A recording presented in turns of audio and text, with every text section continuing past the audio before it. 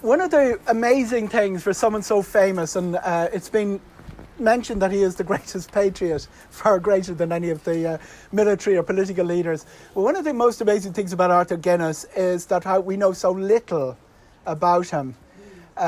We don't actually know when he was born or where he was born. You would have thought that he was quite a successful businessman by the time he was buried here in the first months of 1803.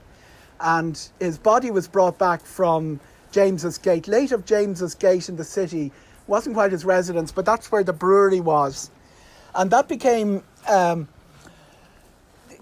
we know that he was possibly born somewhere in the locality here.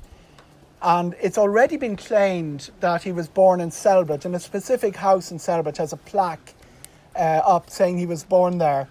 And that's done on the basis that his father, Richard Guinness, had taken out a lease on a building there. There was another lease where he was taken out across the street that it may have been a building there. There is also a tradition that in the period he was born sometime 1724 and 1725, because it says on his gravestone his age when he died in 1803, that he came back to his mother's homestead.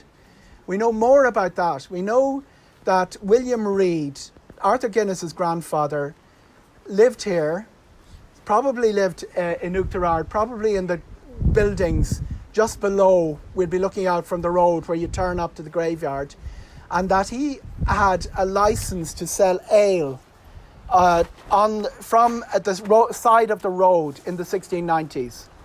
That's the only track we have as to where beer came into the Arthur Guinness family. Richard Guinness, not sure where he came from.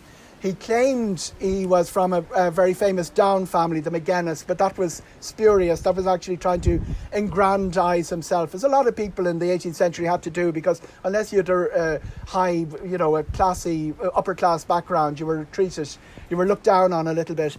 He certainly moved to Selbridge, and he was selling milk in Selbridge and Simonstown. Simonstown, you probably know, is the back road between Selbridge and Hazelhatch. If you turn off towards Ardclough, Simonstown's where he had his milk. And he at some stage met William Reid. The two of them got on. Richard Guinness married William Reid's daughter. To track this back, grandfather selling beer on the road that we're going to see in a few minutes. And then Richard Guinness has a tradition of trading, being a merchant in the area. And then their firstborn is Arthur Guinness. Now, Richard Guinness had friends in high places, to say the least. He had attached his fortune to two of the most powerful families in Ireland of the 1700s. One of them needs no introduction to anyone from the Selbridge side, Speaker William Connolly. He was son of a publican from Donegal, a bit like Richard Guinness, not much knowledge about his origins, became the most powerful man in Ireland, the go-to man if you wanted a confiscated estate after the Battle of the Boyne. A lot of land confiscated, a lot of it up for grabs.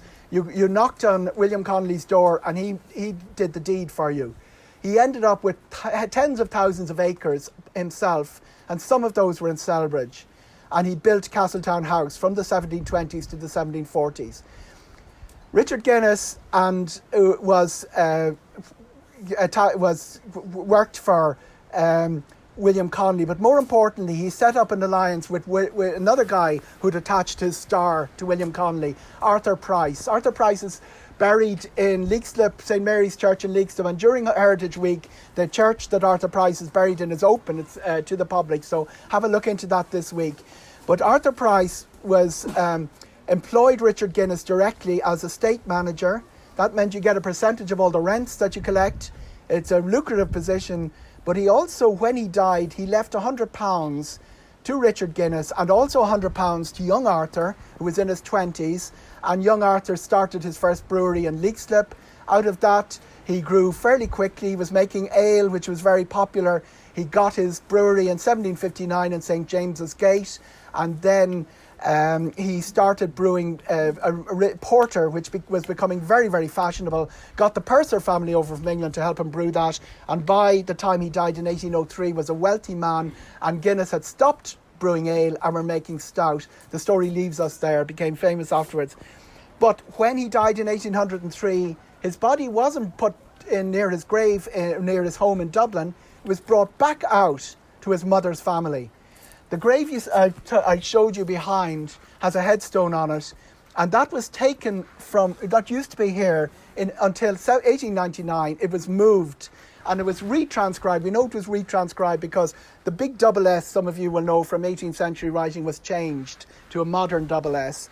And there's a plaque on that which is transcribed from what was here. But certainly nearly 100 years after Arthur Guinness had died, they put this new headstone in. And it, instead of William Reid being at the top of the list, the man who is now more famous than William Reid goes top of the list. Arthur Guinness, why would you come back out here? It's very hard to know. It's a secret that will not be revealed this afternoon. But in 1803, it was a dangerous place to be buried. Dublin was a dangerous place to be buried in because there was no process for medical students to get dead bodies. And as soon as a body went into the ground, the resurrection men came around, and as they were known, and the bodies were accidentally turning up in the College of Surgeons of people who just died. And we've got stolen body parts floating, still to this day, stolen body parts. Dan Donnelly's arm, whether it's really Dan Donnelly's arm or not, we don't know. But that was one of them, right? You know, great. So maybe this was safer to be buried in. But another theory I'd like to think is that to the end of his days, Arthur Guinness was attached to his mother, Catherine, and to the beer brewing, home brewing it would have been at the time, from his grandfather, William Reid of Ardclough, who taught him how to make beer. Those Dubliners don't know how to make beer. We show them everything they know. Okay.